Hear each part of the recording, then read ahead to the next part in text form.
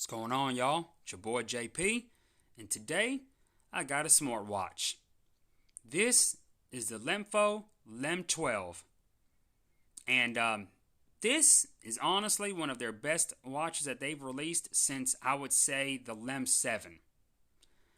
Um, the ones after, the LEM8 was kind of faulty.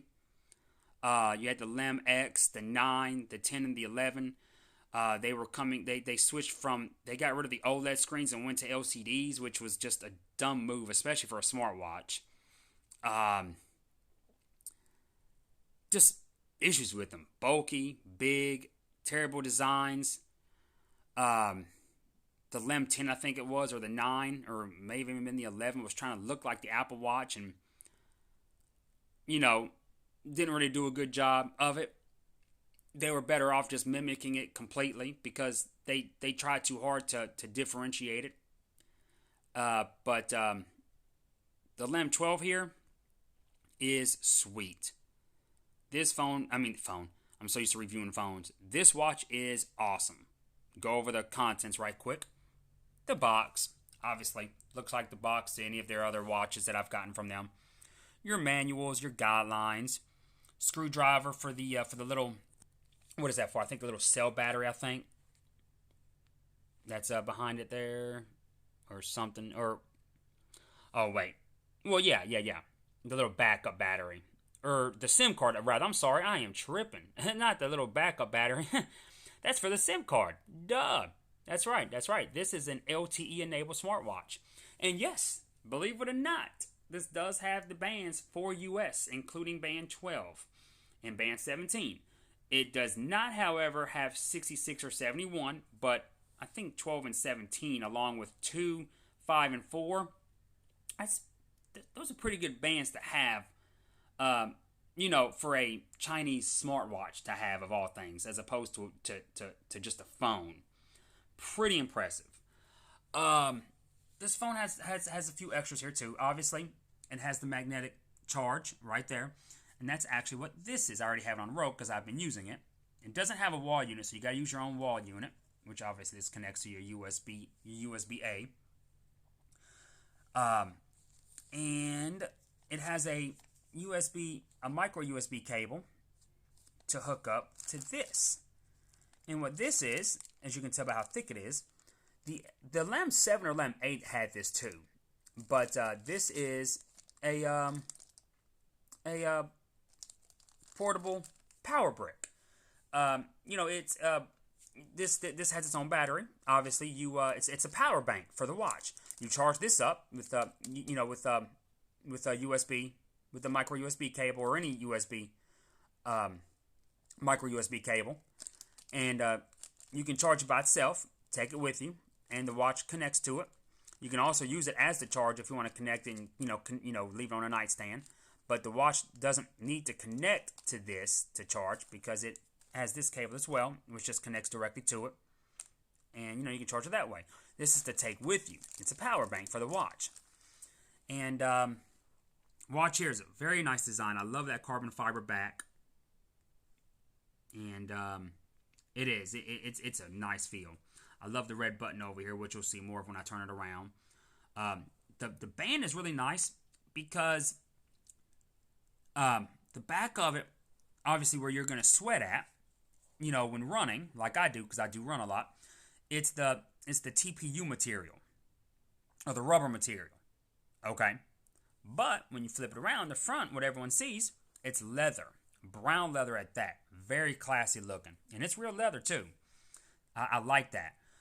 This is something that the TicWatch Pro did. The TicWatch Pro and the TicWatch Pro LTE, two watches I've had. I know my boy recently came out with the TicWatch Pro 2020, which I have not gotten. Probably won't. I'm past that. I ended up getting the Xiaomi Mi watch, the Wear 3100 watch, as I've previously done a video on. I ended up getting that as opposed to the new 2020 TicWatch Pro a couple months back. But yeah, this watch is sweet. They're back to OLED, and I love that face. It has a sweeping second hand, not the ticking second hand like a Rolex. And you know, just kind of going over everything here. All of your apps there. Even has face unlock. That's right. Oh, that's right. That's right. That's right. I forgot all about that. This phone has a front-facing camera, not just for selfies, but face unlock. And it works surprisingly well, believe it or not. It works surprisingly well. It's kind of hard for me to do it on camera here, but just take my word for it. For what it is, it does a really good job. I mean, it's not the fastest, but we're not talking about a phone here. We're talking about a watch. It does run full Android OS, not Wear OS, and it uses the the We Watch app on your phone. It is MediaTek powered, but the Android OS on this watch flies, and there's no slowdown whatsoever that I've noticed. I think it runs 7.1.1. And the reason why I prefer these watches that run full Android as opposed to Android Wear or Wear OS, whatever you want to call it, is because I can seamlessly connect this to any of my phones at any given time. You can't connect it to two phones at a time. That's not what I'm saying. I mean, you may be able to. I don't think you can. You may. I don't really know about that. But what I mean, though, is that I switch phones a lot. I have different phones. Sometimes I have an Android and an Android. Sometimes I have an Android phone and an iPhone. Sometimes I have two Android phones. Sometimes I have two Androids and an iPhone. I don't have to reset this to connect it with a new phone each time. I actually, that's one of my pet peeves. I can't stand that. And everyone else's systems are like that. It's not just Wear OS. The Samsung smartwatches. I forgot the name. The Tizen OS. They do that. Your Fitbits do that. Your Apple Watch does it too, but it's not as much of a pain because they only work with iPhone anyways. And I don't normally have two iPhones. I normally have one iPhone, and that's it. I always keep the latest iPhone. I don't, I sell the previous one for the latest one. So I don't normally have two at a time anyways. So it's not as, and Apple Watches aren't compatible with Android. So I'm not ever going to connect that to any of the Android phones I go through. And I do go through a lot of Android phones. And that's why watches like these are so convenient to me. I can just connect it seamlessly to my next phone. Right now I have the Redmi Note 9S, and I also have the Moto G Stylus. And tomorrow I am getting the Redmi K30 Pro 5G. And there's other phones, coming out. I do plan to get the 2020 iPhone SE next week. Next month, the Pixel 4a comes out. I do want to get my hands on the Galaxy A51 5G when that comes out in June. And obviously it doesn't have much to do with the new iPhone SE because I have the Apple Watch for that. But all of these Android phones that I just named, I can seamlessly connect this watch to any of them. And I don't have to keep resetting. Because I do keep some of these phones. Some of them I do sell, but I do keep some of them too, and I use them on different days.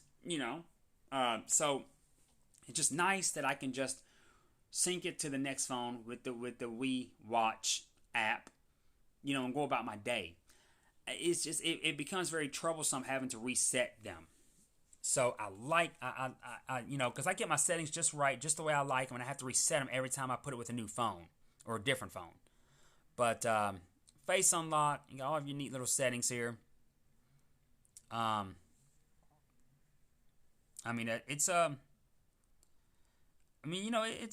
what you would expect. This watch has been great. It has GPS again, as you would imagine, and I just love the overall design of this watch here. It does have your camera there as well. To take pictures of other people. Then, of course, your selfie one for face unlock. And it has your heart rate monitor. And it does have the quick pins to change the band out. It is a quick pin. There's your speaker. And, yeah. It's a very nice design watch. Very impressed with it. Y'all let me know what y'all think here. And yeah, I mean, I really like these watches. These are my favorite watches, not just because of their price tags, but just it's so easy to sync them, man. I mean, it's awesome. They do all the same things. They're great for exercising. Uh, they're great. They make a great fitness tracker and a smartwatch. They've gotten better, I should say, with the fitness tracking. The GPS was always a little off on a lot of these watches, but they've gotten better. But um, as far as fitness, you may still be better off with your Fitbit Versa 2, which I really liked. But again, the syncing thing, I just can't stick with them. But anyways, I hope y'all like this video. Let me know what you think. Sorry for the rambling. Actually, I was trying to actually be informative with the rambling. Let people know the advantages with these watches. So that's kind of why I went off into that deep subject there. Because I know there's a lot of other people that switch phones like I do. So these I just find a lot more convenient. I really do. But I hope y'all enjoyed this video. Hit me up. Again, this is the Lemfo LEM12. Signing out.